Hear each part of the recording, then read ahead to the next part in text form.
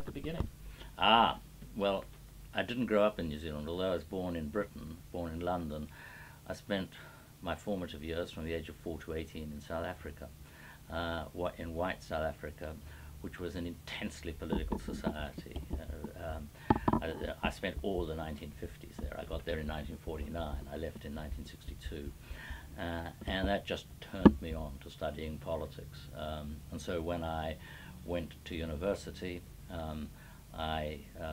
naturally I was going to study politics. I should say that prior to going to university, I'd also had an American field service year in the United States.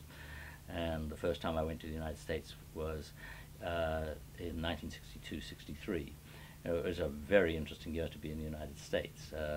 The Cuban Missile Crisis occurred. In fact, I saw President Kennedy in Cleveland before he flew on to Chicago, then cancelled the rest of his campaign trip to return to the White House to deal with the Cuban Missile Crisis. For a political junkie, aged 18, this was wonderful. What do you think of the first past the post system? What are some of its ramifications? Well, first past the post system, or winner takes all system as it's called in the United States, has an advantage in that what it tends to do is it tends to take one political party and translate its votes into a majority of seats in the House of Representatives. And that means that a party can deliver on its promises. And this was very much one of the justifications that was used in New Zealand for first past the post, for a winner-takes-all single-member district electoral system, was that parties could deliver on their manifesto. They made promises and they went to the electorate at election time and campaigned on the basis of a manifesto, and then when they were elected they had a mandate to implement their policies. And intriguingly, one of the members of the Royal Commission that was set up in the mid-1980s in New Zealand was a political science professor, a man named Richard Mulligan, who'd argued precisely that. He had a book come out in 1984 called Democracy and Power in New Zealand, in which he said that the distortions in the first past the post system were not a weakness, they were a strength, because they enabled governments to do what they said they were going to do. And he turned round 180 degrees while he was a member of the Royal Commission and voted in favour on the Royal Commission. It was a unanimous recommendation to recommend that New Zealand leave the first past the post system and move to proportional representation, because he saw what was happening in New Zealand in the mid-1980s with what we call the fourth Labour government. You had a government elected on a specific set of promises that it then by and large ignored. It broke large numbers of promises. It did things that it said it wouldn't do. It didn't do things that it said it would do. And that's one of the difficulties, where you don't have parties delivering on their manifesto promises, ignoring the mandate they've got. It seems to me that then weakens one of the bases for defending first past the post. Do you think that they're less likely to ignore their manifestos once elected into office under MMP? No. And that's because, of course, what happens under proportional representation is that by and large it's very unusual in proportional representation systems for governments to win an absolute majority of the seats in Parliament. It does happen occasionally. I mean, it hasn't happened in New Zealand. In New Zealand we've had 4 proportional representation elections, 1996, 1999, 2002, 2005, and never in any of those 4 elections has a government got an absolute majority of seats in the House of Representatives. But it's not an impossibility. In Sweden, for example, in the late 1960s, the Social Democrats got an absolute majority of the seats in the Swedish Parliament. So it can happen. But by and large it doesn't happen, and therefore what you have inevitably is policy trade-offs.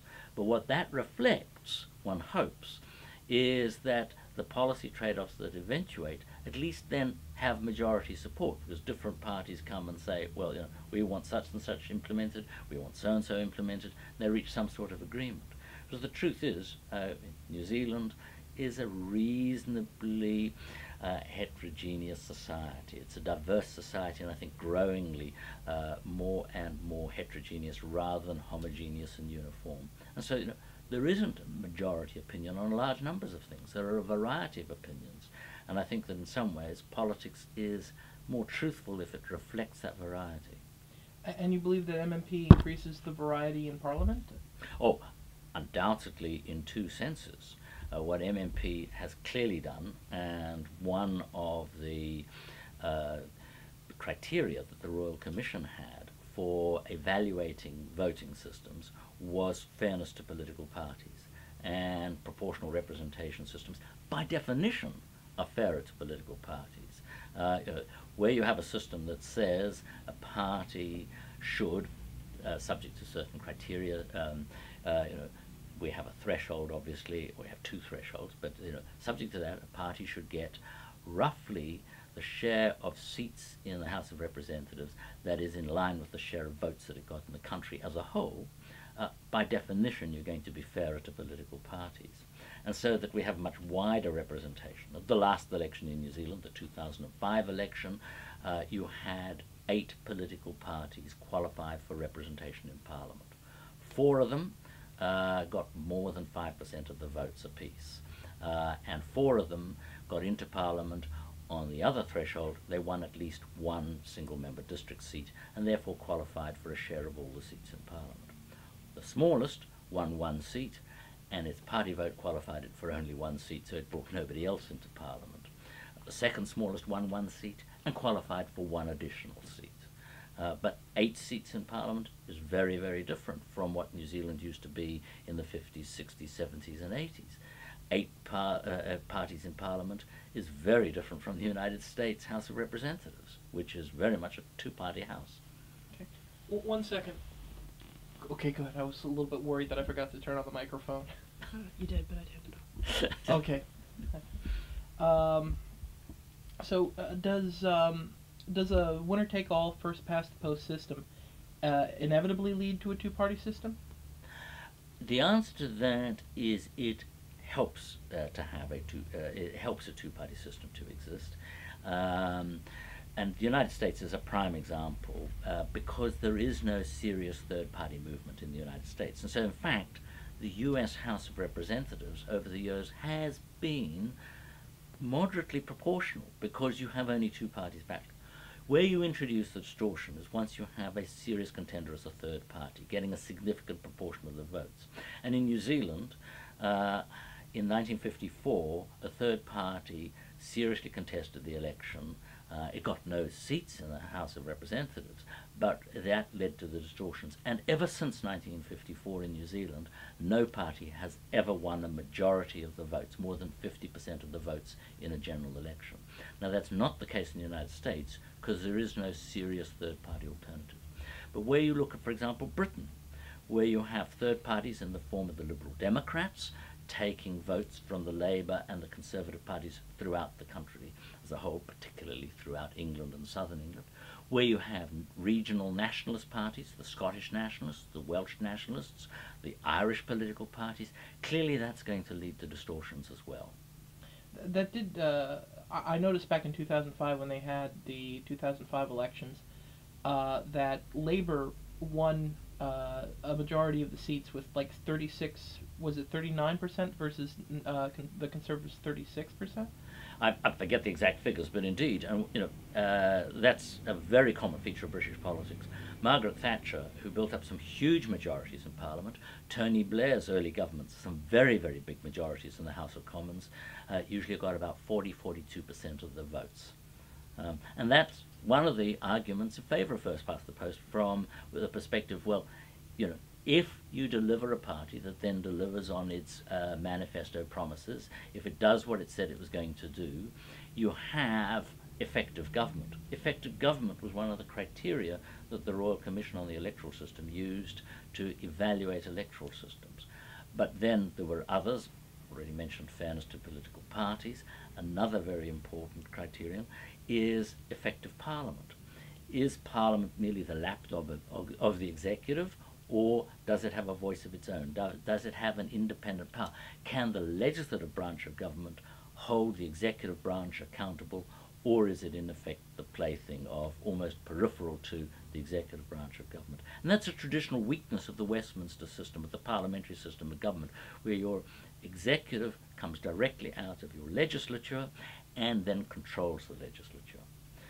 But the other aspect I just wanted to say about Parliament, of course, and what MMP has done for Parliament is now much more representative in terms of the people who are in Parliament.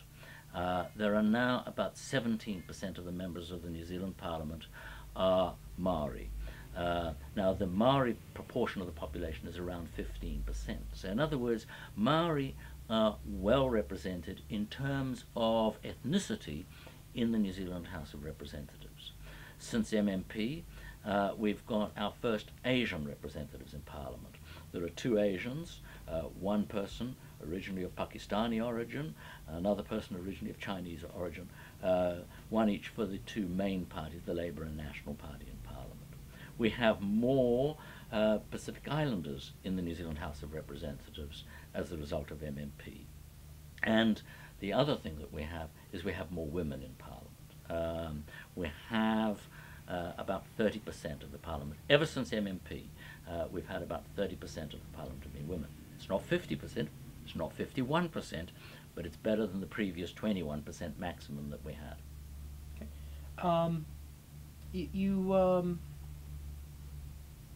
Sorry, I lost my place. So, why do you think MMP... Oh, that's what I wanted to ask you. You mentioned disproportionality.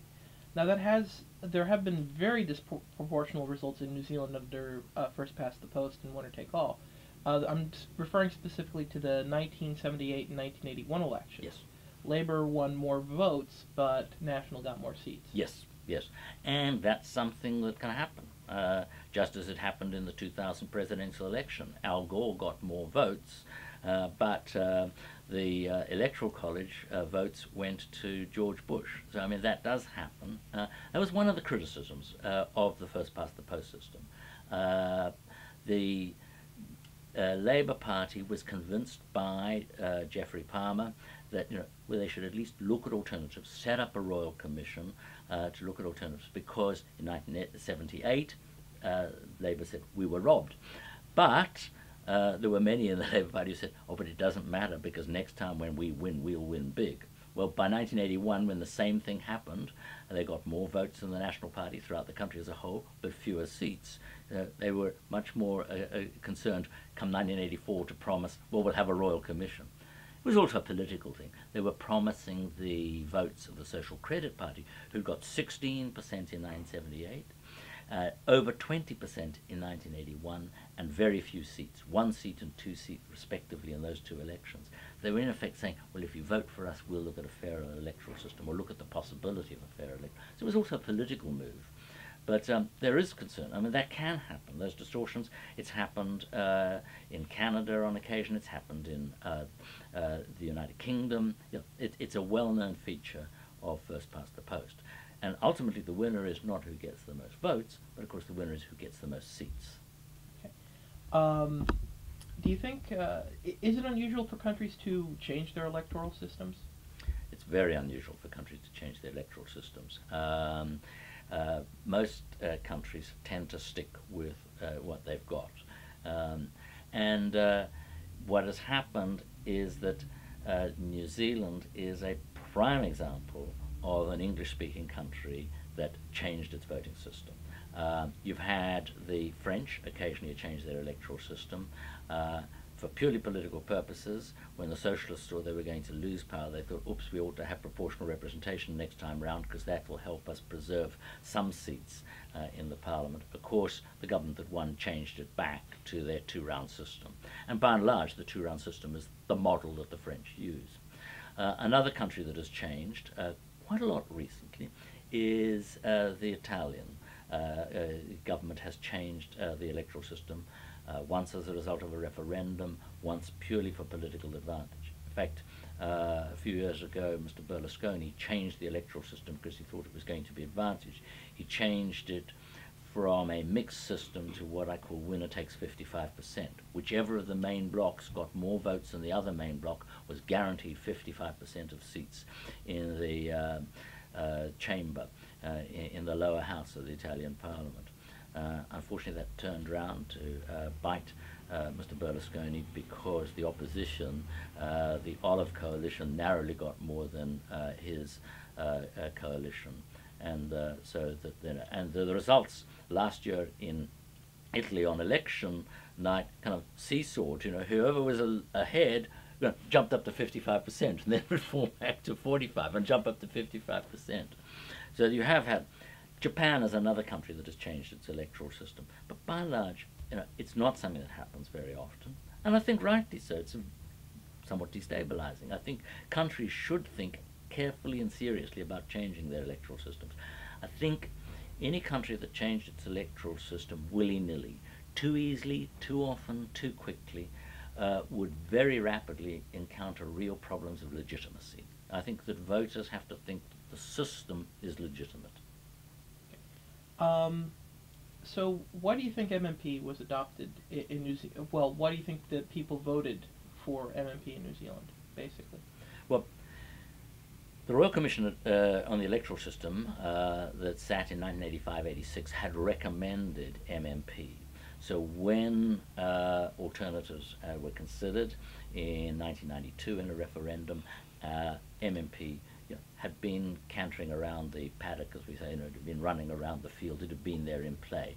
The other options that were considered were far behind in terms of public support. And so it was no surprise that in the first of two referendums, an indicative referendum, there was support for MMP.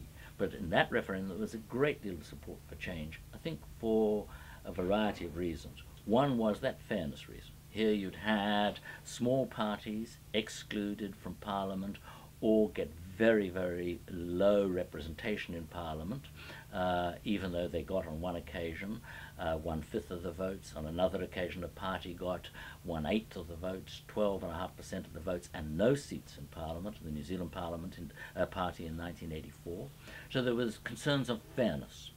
There was also concern, and I think that this was ultimately the clincher, that the governments, the Labour government 1984 to 1990 and the National Party government, the rough equivalent of, say, the American Republican Party, rough equivalent of the British Conservative Party that was in power in the early 1990s, both those parties, the Labour Party and the National Party, had broken major promises that they'd made to the electorate during election campaigns. And New Zealand had been very, very radically restructured. The economy of New Zealand had been opened up from being like a sheltered workshop, the Poland of the South Pacific, through to a very modern, open, liberal, globalized economy. And that had hurt a lot of people in the process. And so here, inadvertently, the government gave the people the opportunity to restructure Parliament, and people said, right, we've been restructured, we've had our lives disrupted, and I think there was in some ways a lot of, well, we'll get back at you, we'll restructure the very people who've been doing the restructuring. So it was more a vote, sort of a pox on both your houses? There was very much a feeling that both the Labour Party and the National Party had betrayed what they'd stood for, had kicked voters in the teeth, and had kicked voters in the teeth, and then inadvertently given voters the opportunity to extract some revenge. And how would you compare those feelings to what people feel about politics today? Well, one of the problems was that those feelings were part of, I think, an alienation from politics. I mean, New Zealand used to be a country, and these would be figures that are amazing by United States standards. We don't have compulsory voting in New Zealand, unlike Australia, for example. The voting in New Zealand is purely optional, but New Zealand used to regularly in the 1950s and early 1960s have turnout of as high as, if not more than 90% of the registered electorate would turn out and vote. The last time over 90% of the people went to the polls was 1984. But what happened as a result of that election in 1984, the disillusionment it engendered, the disenchantment, the alienation, is that we've seen turnout drop quite considerably by New Zealand standards, so that as a proportion of the age-eligible population, turnout is now around 75–72%. So it's dropped quite considerably. Even registered turnout has dropped from the low 90s to the low 80s, high 70% mark. And I think that that process was already underway, and MMP, proportional representation, didn't really reverse that. It reversed it once. There was a little bit of a blip in 1996, but in some ways there is an alienation, a disenchantment. There are some people who simply haven't been turned on to politics, although it's compulsory, it's legal to register to get onto the electoral rolls. There's a proportion of the population, 5–6%, that doesn't even do that. So, how did the question of, I know that you probably answered this, but this is gonna, how did the question of MMP even really get onto the public agenda? Well, MMP got onto the public agenda because of a concern about fairness. The Labour Party twice having won more votes than the National Party, but having won fewer seats in Parliament. The Social Credit Party having twice got a significant proportion of the votes, 16% in 1978, over 20%, over 1 in 5 voters in 1981, and having won very few seats. 1 seat in 1978, 2 seats in the House of Representatives in 1981. There were those concerns. So the government made a political promise. We'll have a referendum. Geoffrey Palmer was chosen to be the Deputy Prime Minister. He had come into Parliament in 1979 in a by-election at the very time he'd published the first edition of a book called Unbridled Power, in which he argued that New Zealand should be looking for a fairer electoral system. So he was a passionate voice in the party. He was a man of immense talent, prodigiously hard worker. He rose up very quickly through the ranks. I mean, it's amazing to consider he had been in Parliament for 5 years, in fact less than 5 years, when he became Deputy Prime Minister. And Australia recently saw Kevin Rudd become Prime Minister, and people said, wow, how quickly he's become Prime Minister. He was only first elected in 1998. Oh my gosh, by New Zealand standards, that's a 9-year apprenticeship. That's pretty slow. So Geoffrey Palmer had come in with a whoosh and a roar, and the Labour Party had accepted the idea of having a Royal Commission. The Royal Commission came out and recommended, on the basis of having considered 10 criteria for judging electoral systems, and it said, we recommend the West German model. And they chose the West German model for a variety of reasons, but one reason was that it has the single-member districts, but it's also proportional. So you have 2 votes. You have your vote for your local representative in your single-member district. That's a first-past-the-post, a winner-takes-all vote. The person with the most vote in the district goes into Parliament as the district representative, as we say, the electorate member of Parliament. But you also have a vote for a political party, and the vote for the political party, the party vote as it's called, determine the overall composition of the party representation in Parliament. So a party that gets 25% of the votes is going to get 25% or thereabouts of the seats in Parliament, no matter how many district MPs it's got. If it's got 7 district MPs and 25% of 120 is 30, it'll get another 23 from its list. If it's got 27 members of Parliament from the districts, it'll get only another 3. And so the Royal Commission recommended that because it continued that link with the individual single-member district representation. But it was at the same time also proportional, a fairer electoral system, having a fairer system for Parliament, a fairer system for minorities, a fairer system for Maori, and a fairer system for women. And so it said, okay, we recommend the German system. The matter would probably have died there. The Labour Party wasn't keen on the idea, but the Prime Minister of the day, David Lange, inadvertently promised a referendum. In an election campaign debate on television in 1987, he said, we're going to have a referendum. He went further, said it would be a binding referendum. It wouldn't be a voluntary referendum. You know what happened? They didn't deliver on the promise. It was another promise that the Labour Party broke. So the National Party in opposition came and said, oh, well, we'll offer you a referendum. We'll give you a referendum. And then they were elected in 1990. They made that promise in their 1990 election manifesto. And they, like the Labour Party before it, started to break large numbers of promises. They continued the restructuring. They continued the severe pain to a lot of people. People were made unemployed. People had their lives disrupted. And they were very, very unpopular. Now, of all these stupid things to do at the time of deep unpopularity is to put your hand up and say, well, we're going to keep one of our promises. We'll have a promise, we'll keep the promise to have a referendum on the voting system. In fact, they didn't keep it entirely, but that's beside the point. But they had in September 1992, they had an indicative, a non-binding referendum on whether the country wanted to change the electoral system, and if so, which option did the country prefer, which are 4 options, of which MMP was one. The amazing fact is that 85% in this referendum in 1992 opted for a change to the electoral system. Then, under the terms of what the government had said, okay, if in that indicative referendum, that non-binding referendum, if a majority say they want to change the electoral system, and 85% had, a whopping majority, then there'll be a runoff referendum the following year, a binding referendum, in which a runoff between whichever of the reform options gets the most votes. MMP had got 70% of the votes against first past the post, and that'll be binding. And so in 1993, the same time as the 1993 general election for the House of Representatives, we also had a binding, in effect, constitutional referendum whether to change our voting system from first past the post to MMP. And that was accepted by 53.9% to 46.1%. So roughly 54-46%, an 8% gap. So, do you think politicians at the time were surprised by the results of the 1992 referendum? Yes, they were staggered by it. A former Prime Minister, then Leader of the Opposition, said, you know, the people just didn't talk, the people screamed. You know, it was 85% and 70%. They were huge majorities.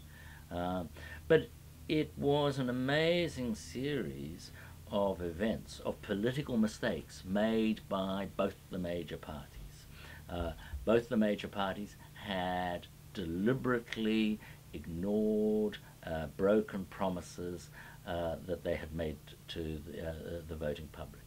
Both major parties made promises that they needn't have made. If David Lange, the Prime Minister in 1987, had not said he was going to have a referendum, which wasn't party policy, hadn't said it publicly in a television debate with the Leader of the Opposition, it probably would not have got off the ground. If the National Party in 1990 hadn't made an unnecessary promise, an extra thing, they were so keen to gather up a large coalition of people that they were throwing out promises. They didn't have to promise that. They were still going to be elected in 1990. If they'd not made the promise at that stage, the matter might have died. And then, of course, if they'd broken another promise in 1992, and instead of at the depths of their unpopularity holding a referendum on whether to have a new voting system, we might not have changed our voting system in New Zealand. So it was serendipitous, the changes in New Zealand. But it was also a wonderful case study in how you can change an electoral system even inadvertently. There was a conclusion between in a comparative study of the changing of the voting system in New Zealand and Japan, and the conclusion was a wonderful conclusion. It said, it wasn't revolution from below that changed the electoral system in New Zealand. It was mistakes from above. In politics, there's always the conspiracy versus the cock-up theory. Well, the cock-up theory won this time. So, do you think that... hold on, I've got a whole list of questions. You've answered about 75% of them. Okay. So the Labour Party spent 9 years in power between 1949 and 1993 under first past the post. And that's 3 out of 15 elections, or about 20%. Between 1949 and when? 1993. It would have spent 12 years. It had 57 to 60, 72 to 75, and then the 6 years, 1984 to 1990. Oh. Yeah. But still, Very little time in power. Right. Yeah. Compared with the National Party in the second half of the 20th century was really the predominant party in New Zealand politics. The Labour Party had come into power in New Zealand in 1935, in the depths of the Depression. The Labour Party had worked very successfully to solve Keynesian economic policies and the like, the problems of the Depression. It was re-elected overwhelmingly so in 1938. And then, of course, the following year, World War II broke out. The Labour Party's management of New Zealand's efforts during World War II, New Zealand immediately kind of signed up to go where she goes, we go, was the cry in 1939. And the Labour Party, so its first term in office was from 1935 to 1949. But it was a very good, very successful first bite at government. But thereafter it had two poor, weak, failed governments, 1957 to 60, 1972 to 75.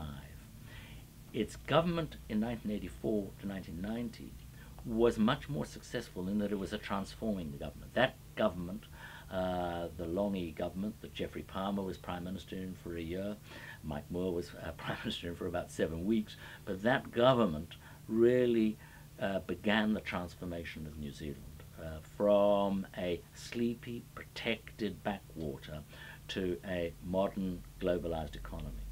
When I first came to New Zealand as the equivalent of an assistant professor in 1970, and right through until 1984-85, if I wanted to buy a book from Barnes & Noble, for example, I had to get written permission from the Reserve Bank, that's the equivalent of the Federal Reserve, to export money overseas. Now, of course, we know what the economy is like. I just put my credit card number into Amazon.com. So, but since the adoption of MMP, granted it's only been Helen Clark's government, but most of the... No, the first government, the first MMP government was Jim Bolger and then Winston Shipley. Peters, then Shipley, and you had that coalition that broke. But I mean, that's the only Labour government, is what I was trying to... Sorry. Granted, it's only been that Labour government, but that Labour government has held power for 9 years, compared to, if you don't count the first 3 years of Bolger's government, which started in 1993, they won 3 out of 4 elections. The Labour Party has won more seats than National in 3 out of the 4 MMP proportional representation elections, and it has then gone on to form and to lead minority governments. And the interesting thing about New Zealand under MMP, New Zealand under proportional representation, is that our first proportional representation was in October 1996. In August 1998, after less than 2 years, a majority government that had been in place collapsed. And ever since August 1998, up to now, we have had minority governments. The governments have not had the command of more than half the members of the House of Representatives. So Labour has always led the government. Helen Clark has been the Prime Minister since December 1999, but she has led a minority government. And there's a wonderful irony there. She's been a very successful Prime Minister under proportional representation. In 1992, when we were having the first referendum in New Zealand, Helen Clark and a member of the government, a man called Simon Upton, got together, and that was very unusual, a member of the opposition getting together with a member of the government, and formed an organisation to promote the case for first past the post in the September 1992 referendum. Indeed, a wonderful, subtle irony, they launched it at a race track, at a race course in horse racing track in Auckland. Of all the symbolism, first past the post, a horse beating each other to the finishing line by a nose and all that. And it backfired amazingly. Because what people have been taught was they've been taught to recognise self-interest, and they realise it's in the self-interest of the Labour Party and the National Party as the two big parties in New Zealand politics to promote first past the post, and that backfired. I used to say at the time, every time a politician opened his or her mouth and spoke out in favour of first past the post, it was another 5,000 votes for change, because 8 years of economic restructuring had taught New Zealanders one thing, that is to recognise self-interest. Because a lot of the restructuring was to get rid of interest groups kind of working things to their own particular interests and to narrow interests. Sectional interests were bedeviled New Zealand politics, and so that's one of the aims of the restructuring, the economic restructuring, the basis of the New Zealand economy. And so that was an amazing irony. Here's a woman who was implacably opposed to proportional representation. She becomes Prime Minister. She's never led a majority government, and what she has, of course, is shown a wonderful ability to be able to work the system, to know when to put things forward that will get support, to know how to cobble groups together. Her current government is an amazing mixture. It's a minority government, but she's got support so that for example, the New Zealand First Party, it's not a formal member of the coalition, but its leader is a minister, but it's a minister outside cabinet. The Minister of Foreign Affairs is not even in the cabinet. This is like Condoleezza Rice not being in George Bush's cabinet. I mean, it's an amazing situation. Helen Clark has shown herself adept at working MMP. And what that underscores is that after 4 elections, we've got a generation of politicians who've now grown up with MMP. They've learned to work the system. I think there's less concern about the system than there was in the late 1980s and the early 1990s. Now politicians have come in. The leader of the National Party, the former leader, was only a list MP. Was never elected in a district. We can accept that. The deputy leader of the Labour Party, the deputy Prime Minister, Michael Cullen, Dr. Cullen, is a list MP only. He doesn't even contest an electoral district. And so, we've learned to accept MMP, accept proportional representation, and the country has learned to adapt, and the politicians have learned that lesson as well. Has there been any changes in not just the strategy, but the tactics of campaigning under MMP compared to first past the post? Hugely. The tactic under first past the post was what you had to do is you had to concentrate all your firepower, you had to concentrate all your energy, all your strategic resources in the marginal districts. You had to concentrate on the seats that were likely to change. And generally that was no more. The marginal seats you were defending or the marginal seats you were fighting to try to gain, generally constituted in toto no more than a quarter of the seats in the country. Now every vote counts, so that it doesn't matter whether you're a Labour voter in a safe Labour seat. In a safe Labour seat, of course, your vote didn't count in the past. Your vote was taken for granted as a Labour voter. The National Party knew that it wasn't going to win your seat, didn't put much resources into it. So you had large numbers of both wasted votes in the safe seats of your own party and safe seats of the other party. Now all those votes count in the race for the party vote, because it's the party vote that determines the overall composition of the government. So that now you get campaigning, and very, very strong campaigning, in parties' safest areas, because that's where their biggest concentration of voters lie. At the same time, they know that they needn't ignore, in fact they shouldn't ignore, their voters and their potential supporters in opposition territory. Because a vote for the Labour Party in a rural district, which used to be disregarded because we were never going to get anywhere, is equally important as a vote for the Labour Party in a strong working class South Auckland seat, for example. So we've had very big changes in the campaigning. It took a while. The National Party was somewhat inept in coming to grips with what it meant to campaign. They still, we kept the single-member district system. They still concentrated on campaigning.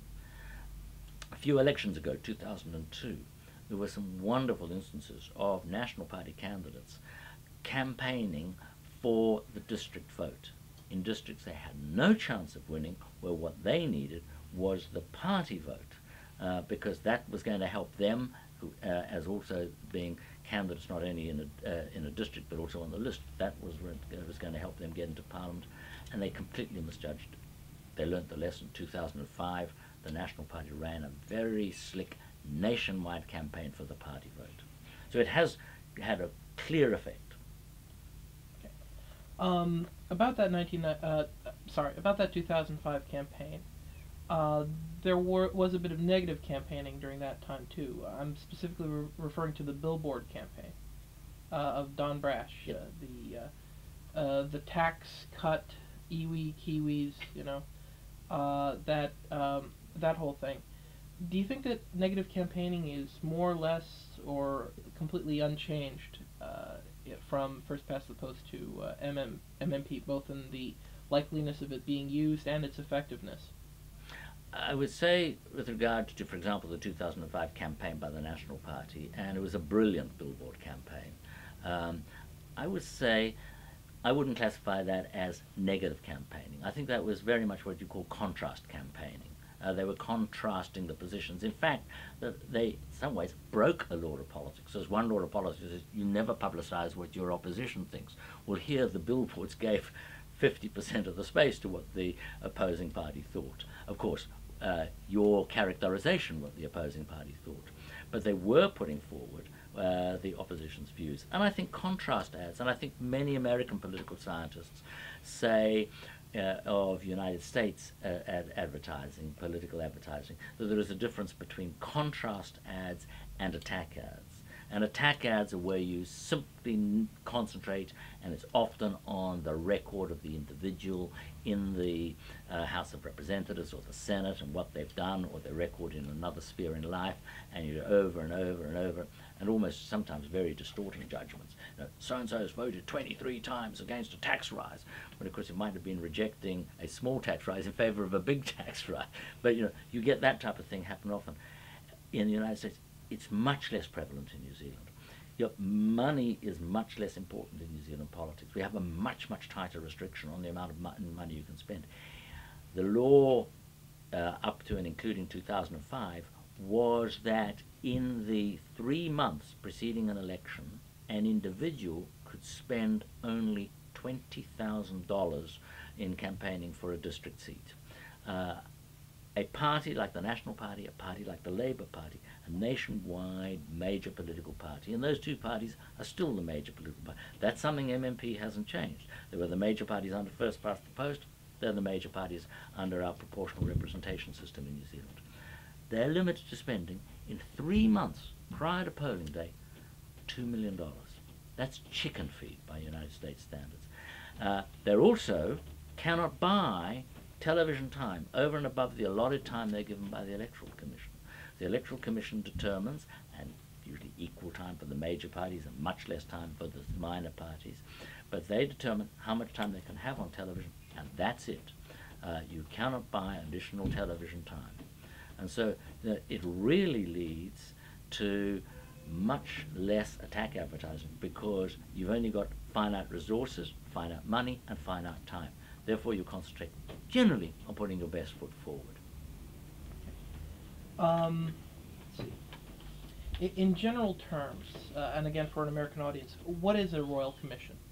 A Royal Commission is a group of non-parliamentarians, experts in a field, who've been appointed to conduct a commission of inquiry, to have hearings, to receive submissions, if necessary, to compulsorily call witnesses, and depending on what the topic is. Sometimes if it's a topic kind of connected with criminal law or something like that, they can compulsorily subpoena witnesses, to have a detailed study and then make a recommendation to the executive, to the government of the day. So it's something like our Keene commissions, or It's something like, for example, the commissions following, for example, the assassination of President Kennedy, the commission into the shuttle disaster and things like that, where you appoint, you say, people, all right, we want you to get to the facts. The 9/11 Commission, of course, had members of the House and the Senate, I think, on them, but it wasn't limited to members of the House and the Senate, from memory. Now, in New Zealand, by and large, Royal Commissions, which aren't used nearly as much in the last 20 years as they were in the mid-20th century, A lot of policy has been made on the basis of royal commissions, but they're not used as much nowadays. But they're distinguished by the fact that they do not have parliamentarians on them. Now, often big US commissions, the Warren Commission, can have parliamentarians on it. So, as a political scientist, how would you characterize conservatism in New Zealand contrasted to American conservatism? Much less conservative.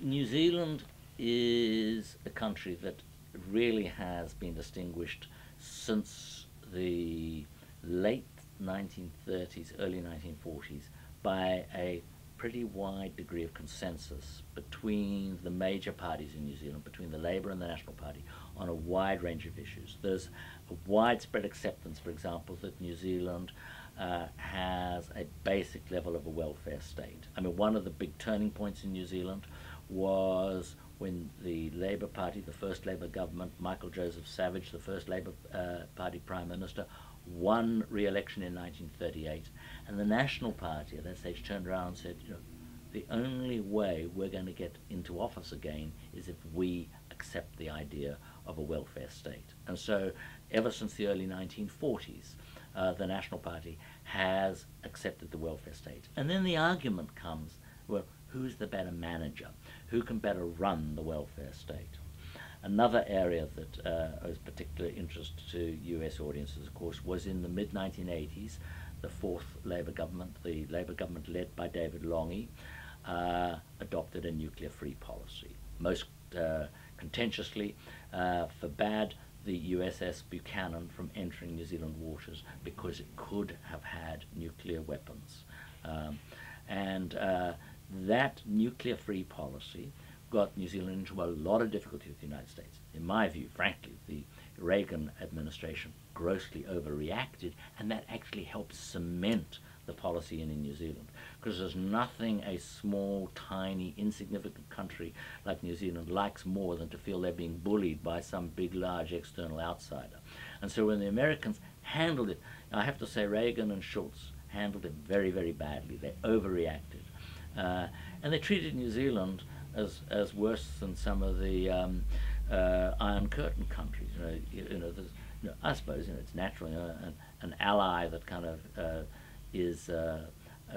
changes policy to a small and reasonably insignificant degree, because of course what's happened since 1990, the end of the Cold War, 1991, the collapse of the Soviet Union, 1989, the Berlin Wall came down. In some ways, that all became so much less relevant. But it's really become part of the New Zealand psyche. In 2005, the National Party was hammered because the previous leader, Don Brash, was reputed to have said, well, if he was elected, the nuclear-free policy would be gone by lunchtime. Of course, when Don Brash in late 2006 lost office as leader of the National Party, the headlines were that Don was gone by lunchtime. And the new leader of the National Party has gone out of his way to say, no, the National Party is fully committed to the nuclear-free policy. So the gap between the two major parties is remarkably small. And even under MMP, basically parties are pushed towards the middle. So conservatism in New Zealand is considerably less conservative than the United States. The influence of the religious right is much less of a factor in New Zealand politics.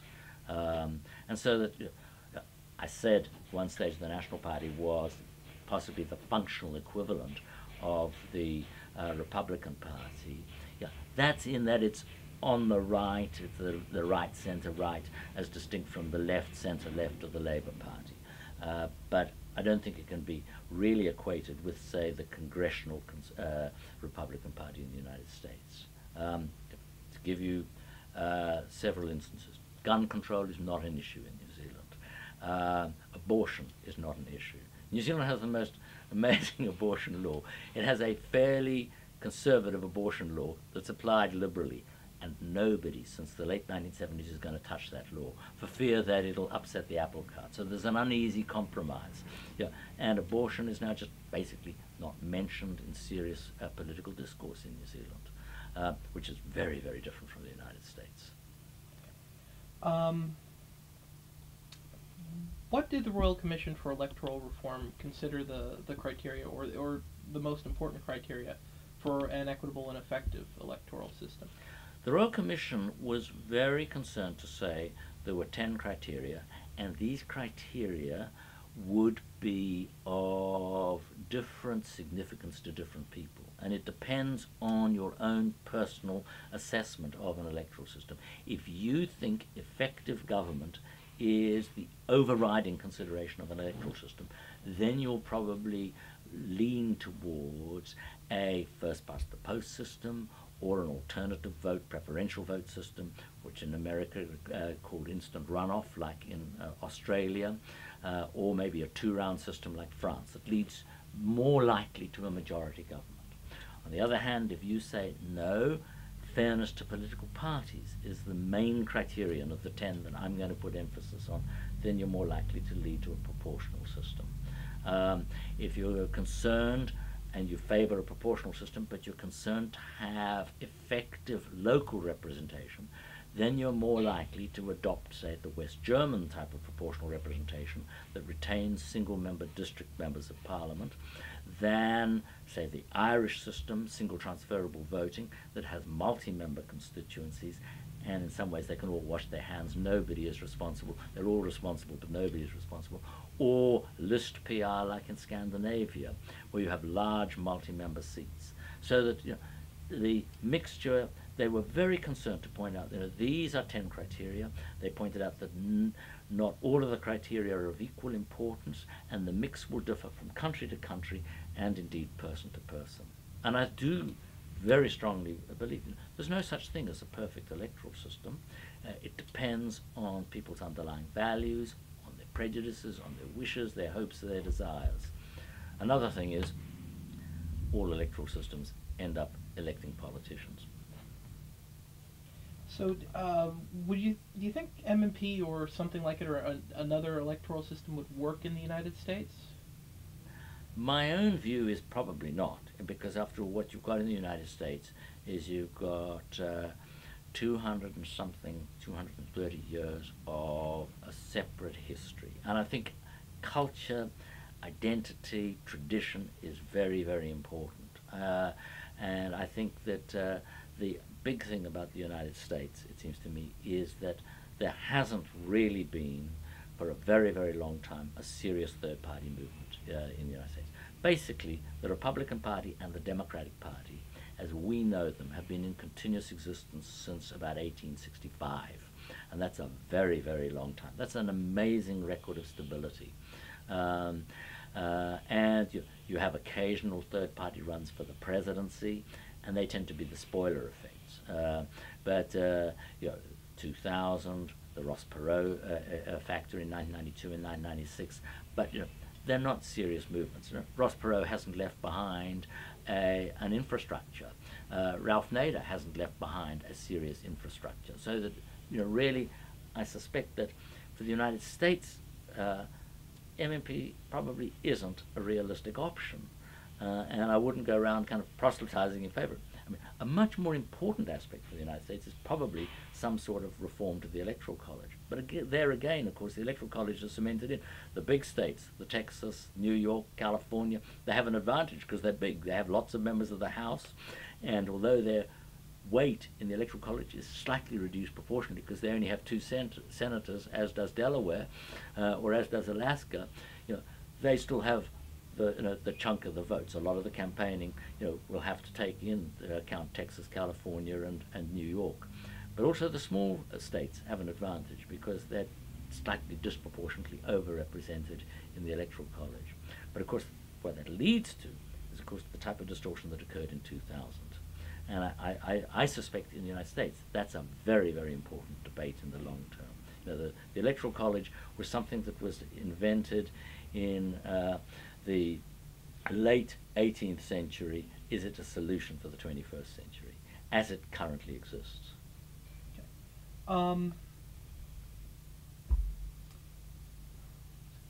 How do parties in New Zealand choose their list members? The parties under the Electoral Act have to choose their candidates democratically. Now, what is democratic and what is not democratic is up to a court of law to determine. In the very few challenges that have taken place, a court of law has never said a party acted undemocratically. So there have been challenges to the candidate selection methods. But basically what happens, and the Labour and the National parties, their methods are not too dissimilar from the minor parties in many respects, and that is that you have regional gatherings come up with regional recommendations. New Zealand tends to get divided into 5 regions, 3 regions in the more populous North Island, 2 regions in the bigger but less populated South Island, and then those regions go up to the national level, the nationwide level. There was a party, no longer in existence in Parliament, that used to have a committee that then put the regional recommendations together, and they called it the Knitting Committee. And I used to love that phrase because A, it kind of brought to mind Madame Defarge sitting next to the French guillotine, but it also, of course, was knitting together the recommendations of the different regional conferences. And that's what both the Labour Party and the National Party have in effect. They have committees that have to kind of take and then they take gender, race, geography, all that into account to come up with a list that is as attractive as possible. And, sorry. Do you think MMP has made politicians more accountable? I think that parties have become more accountable.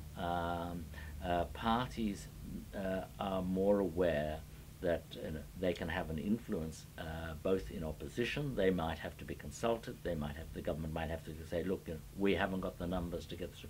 So there have been some really interesting deals. In New Zealand, the Labour government that was in 1999 to 2002 was a minority coalition with a party called the Alliance. The Alliance opposed the free trade deal that New Zealand had worked out with Singapore. The Alliance, even though it was a formal member of a coalition government, voted against the recommendation for a free trade agreement with Singapore.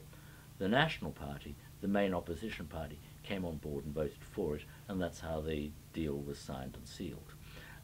So that even in opposition, you can still have much more influence, and I think from that basis, parties kind of listen to their publics more carefully now. Individual district members, I think, still perform the same role, but they're aware that even though other members of Parliament who live in the same district, are identified with the same district, aren't district members of Parliament, aren't what we call electorate members of Parliament, that if I have a problem, I can go to another MP. And so I think that in some ways it's made the district MPs less, in a slight way, less of a worker for all their constituents, because it used to be, under first past the post, they were the only MP that many constituents had, because you had just one per district. Now you might have several members, people who on other parties' lists live in your district, and so there might be slight lessening of that relationship, but still the coveted position in New Zealand. There are large numbers of list MPs who'd like to be a district MP, an electorate MP, because that gives you a certain safety net. Your party might be defeated, but if you can hold your district, then you'll survive. The converse also applies. At the last election, Labour lost about 10 district MPs. Almost all of them ended up in Parliament again. There were very few exceptions. There was only a handful, I think 1 or 2 at the most, who were district MPs who lost their seats, who weren't high enough up on the list, who weren't on the list, and got back into Parliament. Do you think that... Sorry, Brian. I need to get a new tape off you. Okay, good picture. I'm rolling. And Okay. so, Brian, the documentary is aimed for a television audience or film audience? Or I think that since this is an independent documentary, my best bet is to take it around to film festivals, so it'll probably be a theater audience at first, and hopefully television... something like PBS and something like PBS. Also, one of the reasons we're recording in high definition is because there's this new player called HDNet, which is this small cable company which broadcasts only in high definition. Oh, right. Since they're physically located very close to us, and they're always looking for new content because they're kind of the smaller smaller places, they have interesting distribution models where they show it on TV and release it on DVD the same day and release it to theaters. And they've done a lot of documentary work before. I think that they're a good possibility. And what's your timeline for editing and getting the film out? When do you think you'll have finished the film? I'm hoping by September, October, Right, 2008. Yeah. In fact, I'm even like saying 15 years on, for MMP because I know it's going to take that long to edit instead of 14. Right. Will you let people you're interviewing? Can you let us know by email? Oh, absolutely. Yeah. Absolutely. I am planning. Let me know when it's available on DVD. We're probably also going to put the interviews out there either in the New Zealand Film Archives or something like that because I think that not just we're interviewing about 15 of today's politicians. I think that would be interesting to the historians of future days and stuff like that. And I think that students would get a big doing research papers would be able to say, hey, we looked this up. And yeah. So yeah. All right. Let's see. So has MMP slowed down the system of government? I think undoubtedly there is a lot of evidence that there's less legislation going through Parliament now than there was under the first past the post system. In some ways, though, that is also a reflection of the governments from 1984 through to 1993. The fourth Labour government and the fourth National government, as we term them in New Zealand, those governments were basically the reforming governments. The reforms had largely come to an end by 1993. A lot had been done to transform New Zealand and make it a leaner, meaner economy, more able to compete in the world of restructuring and privatization that was going on everywhere. It's really interesting that, of course, in 1979, Thatcher was elected in Britain. In 1980, Ronald Reagan was elected in the United States. New Zealand, in some ways, came to the game a bit late. 1984. It was a little bit before the reforms in Australia. They had to wait in some ways until the Howard government was elected in 1996. But there was a considerable period of reform. In 1993, the 1993 election result narrowly returned a National Party government. Jim Bolger, the National Party government, had a bare majority, 50 seats out of 99 in the House of Representatives, so it was a majority but only just. But he also read the lesson of both that election and the referendum that was held on the same day, the referendum in favour of MMP, and he got rid of his finance minister. He said to his finance minister, people talk about the reforms in New Zealand that occurred from 1984 to 1993 as the Douglas-Richardson reforms, after Roger Douglas, Labour's Minister of Finance at the height of the reforms, and Ruth Richardson, the Minister of Finance, from 1990 to 1993. And Bolger said to Ruth Richardson, you can have any position in Cabinet other than Minister of Finance. And she said, if I can't be Minister of Finance, I won't have nothing, thank you. And left the Cabinet, and in 1994 left the Parliament. She's since left the party. But that was the end of the reforms. So in some ways, no matter what happened, there was, I think, always going to be a slower pace. You can't frenetically continue to reform and reform and reform. You do need to pause, take breath, let the reforms sink in, let them become accepted, let them work. But clearly, MMP has aided that process, where you've had, since 1998, minority governments. There's been much more need for consultation. There's been much more need for compromise. There's been more need to recognize our backs are up against the wall. We can't get this legislation through. What parties, by and large, don't want is embarrassing defeats. There have been defeats on the floor of the House of Representatives. Crucially, hasn't been a defeat on a motion of no confidence. The government hasn't fallen as a result of the vote in the House of Representatives. But a defeat on a policy issue is an embarrassment. So by and large, politicians are operating in a narrower environment, in an environment that demands more caution. Okay. Let's see. Well, under MMP, it's possible and indeed likely that cabinet's going to be made up of members of different parties. Has that worked out so far? I think it has. Of course, the Labour government that was formed after the 2005 election, the Labour-led government, had MPs from 4 different parties occupying ministerial posts. So, you bring people in. A lot of people said that when Winston Peters became Minister of Foreign Affairs in October 2005, this was going to be disastrous. And yet, 2 years into his period of office, it hasn't been a disaster. He's worked reasonably well. It was actually a very, very interesting political ploy by the Prime Minister, and it worked. It kept her in power. But the parties have learned to live with proportional representation. Okay. When people vote in a mixed member proportional election, do they typically vote for the people in the party or the policies in the party for at least the party vote?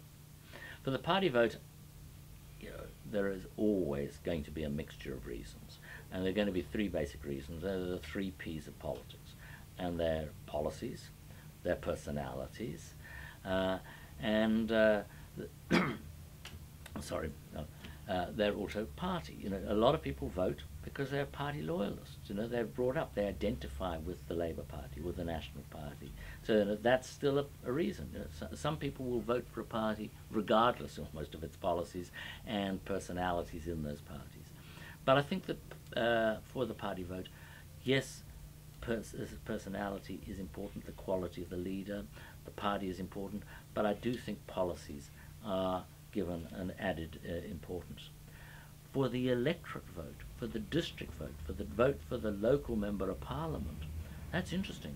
What it enables people to do is have their cake and eat it. You can, let us say you're a Labour Party identifier. You want the Labour Party to win the election throughout the country as a whole. You generally think of yourself as Labour. You can vote for a national candidate in your district.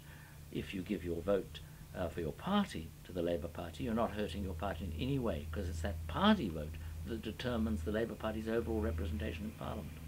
There is a Member of Parliament that illustrates this point. His name is Nick Smith. He is the Member of Parliament for Nelson.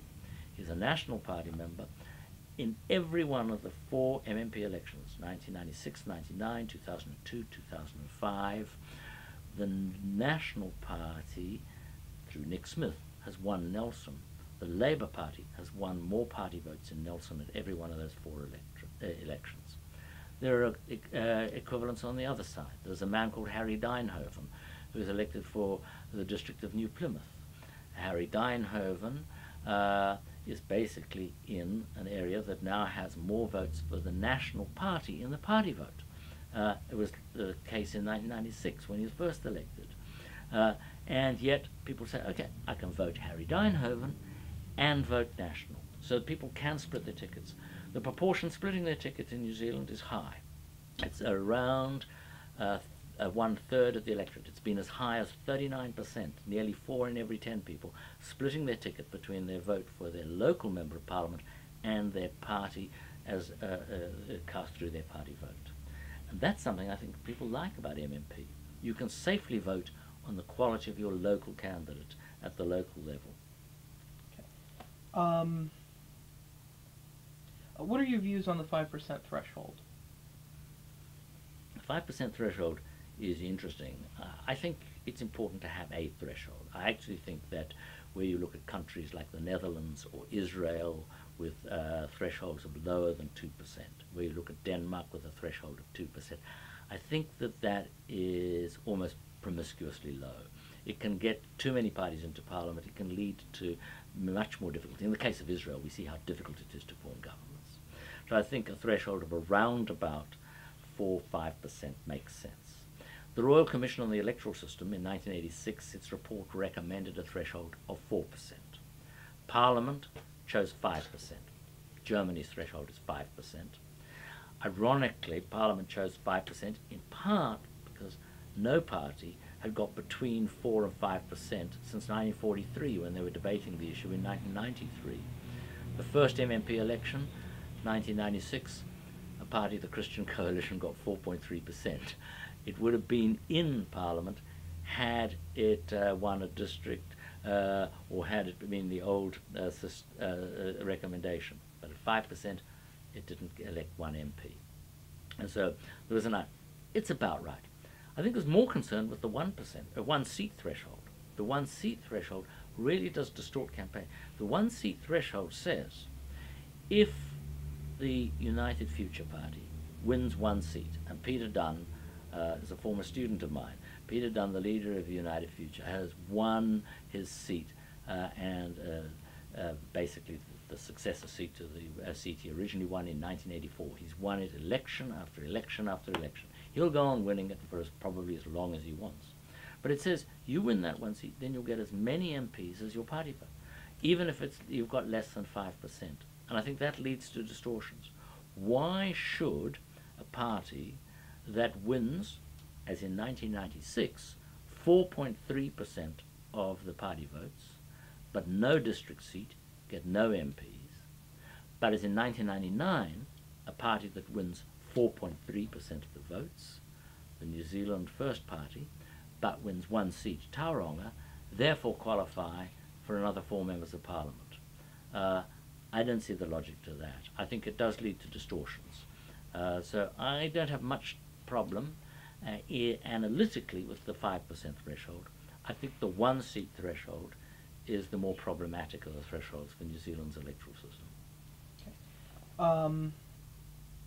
How significant of a problem is the so-called kingmaker scenario, where a minor party can basically choose the balance of power?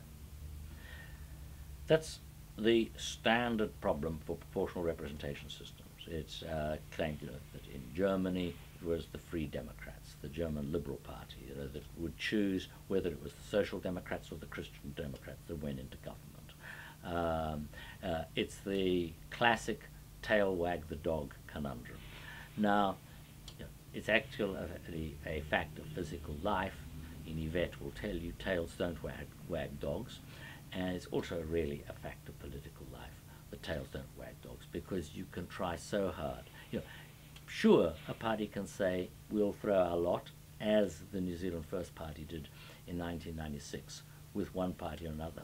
It's crucial to remember in 1996, New Zealand First chose the biggest of the two parties that was in Parliament, the bigger of Labour and National. National had won considerably more seats than Labour, and it went and formed a majority coalition. I don't see that as the tail wagging the dog. In fact, that's classic coalition theory, that you will have a minimum winning coalition, put the minimum number of parties together that has a majority in the House. And that's what occurred in 1996. I don't see that as wrong or as unnatural.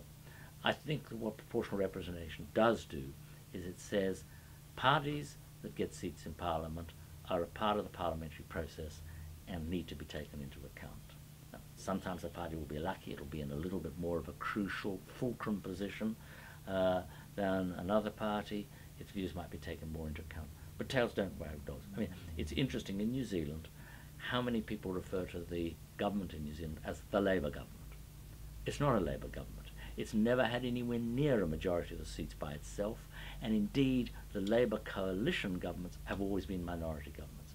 Even so, they're identified as the Labour government. So in some ways, it's the dog wagging the tail. Okay.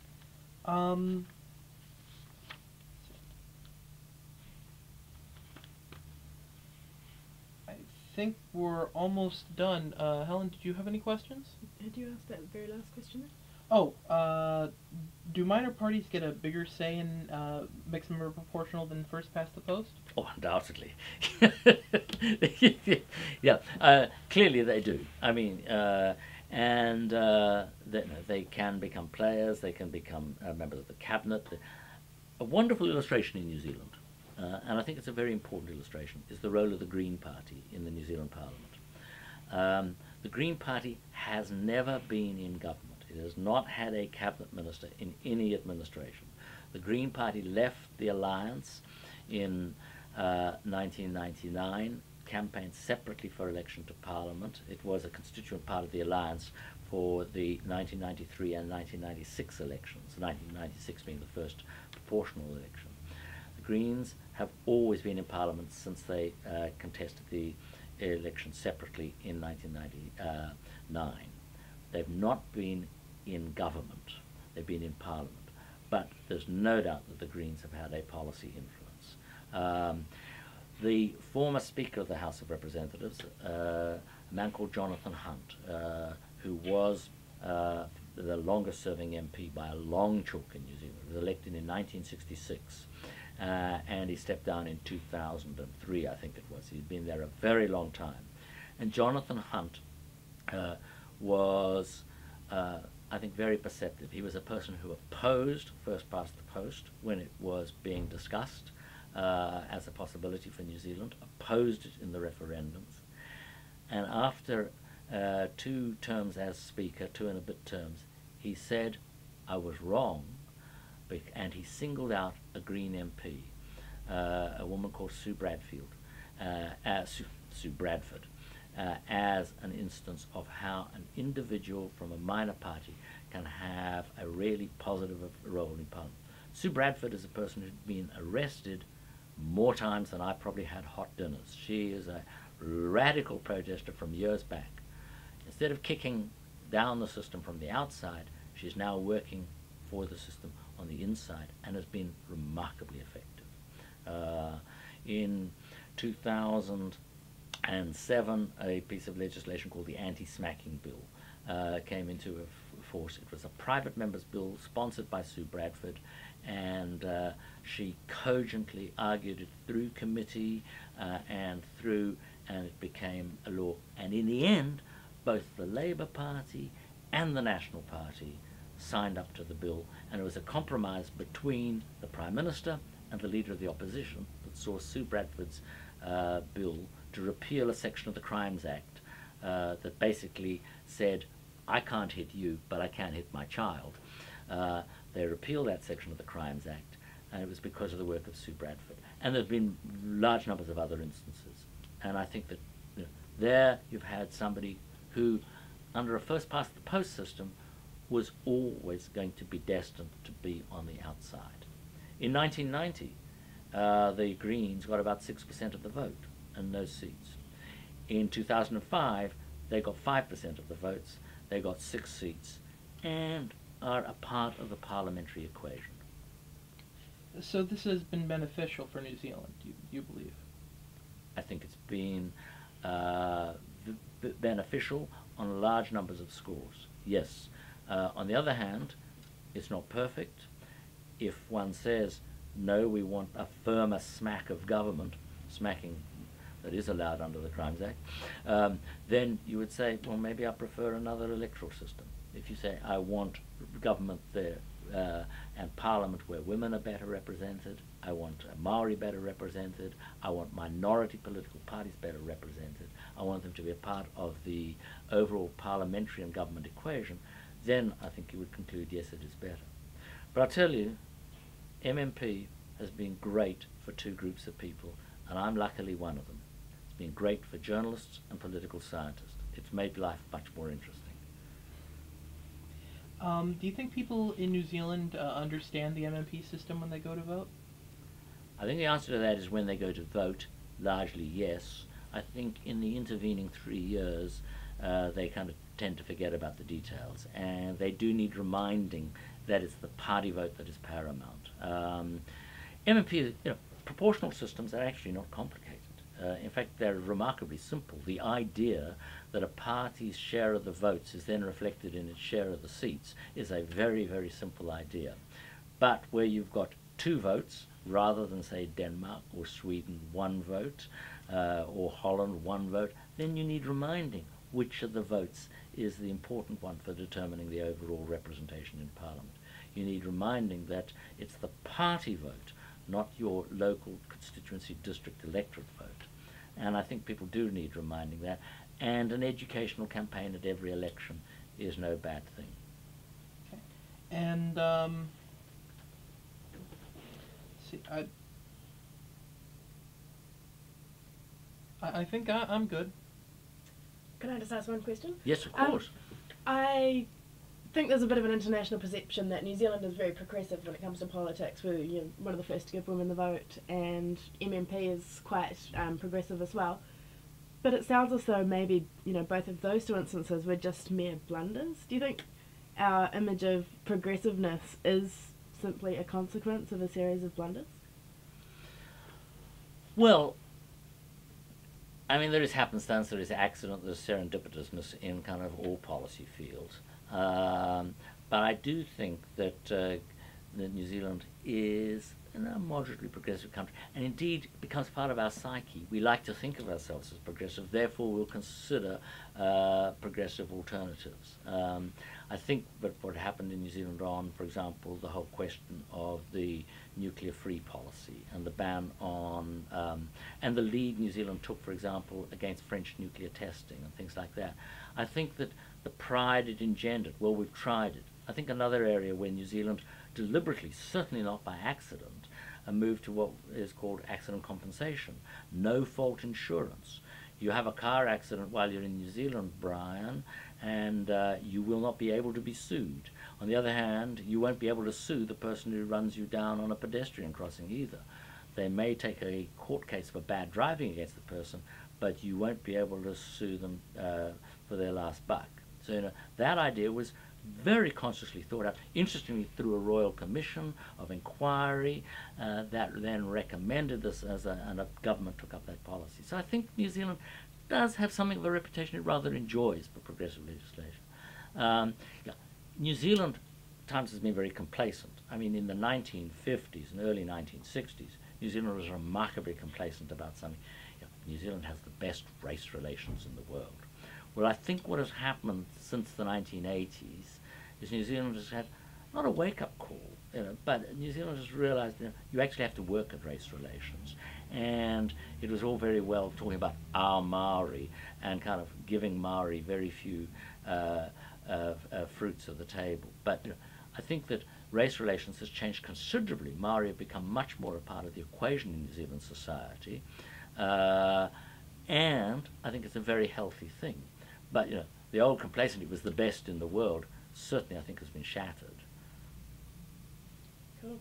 Is there anything else that you wanted to tell people of the United States directly? Like, what you think they need to do right now? The answer to that is no, because I'm a great believer. I mean, New Zealand is a very simple system compared to the United States. I mean, I'm always talking. I do a lot of lecturing to American audiences, both when I visit the United States and when American elder hostelers come here, for example. I always say, New Zealand has a very simple system. We're constructed on the KISS principle, keep it simple, stupid. We have a unicameral parliament. We have a unitary system of government. We don't have states, we don't have provinces. It's remarkably simple. And I say, proportional representation is a simple concept. But of course, A.N. Whitehead, Alfred North Whitehead, the philosopher of science, once magnificently defined what the role of science was. He said, the role of science is to seek simplicity. And then he added, then distrust it. So New Zealand's system may be simple in comparative terms with the United States. The complexity of the U.S. constitutional, the checks and balances, the different divisions of power, federal versus state, is a very, very different system. So I wouldn't presume to say that the Americans can learn lessons from New Zealand or ought to adopt something New Zealand does, because a country of 300 million people and 50 states, is so very, very different. On the other hand, there's a more general lesson that change can occur, as in a country like New Zealand, and it can be beneficial. It can be not exceptionally painful. The stricture. You shouldn't change electoral systems lightly. You shouldn't change them carelessly. You shouldn't change them without a great deal of consideration, I think is true, but that doesn't mean you shouldn't ever change them. And so there are elements of the system that in America people might like to consider change.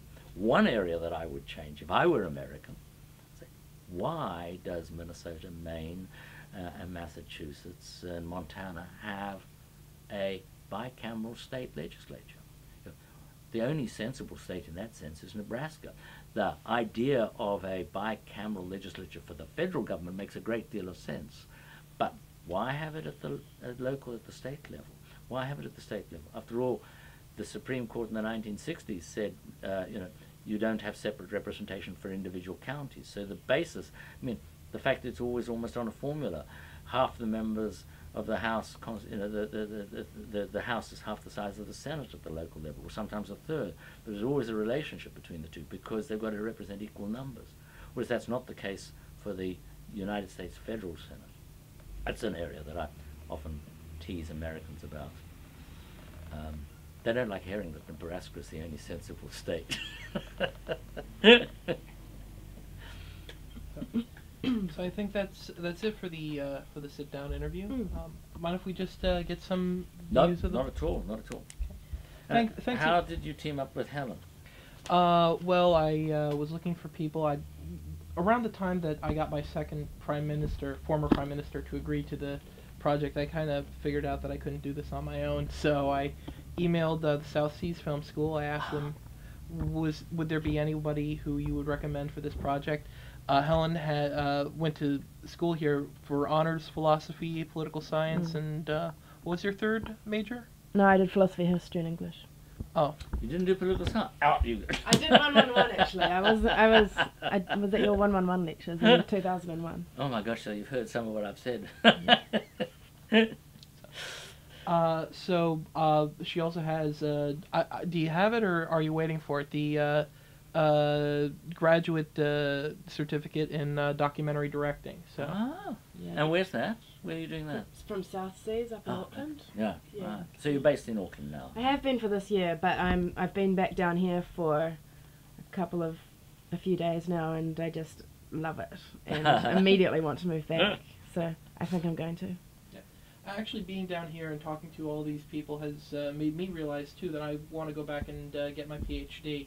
I am considering Victoria University, a PhD in journalism, not political science. I don't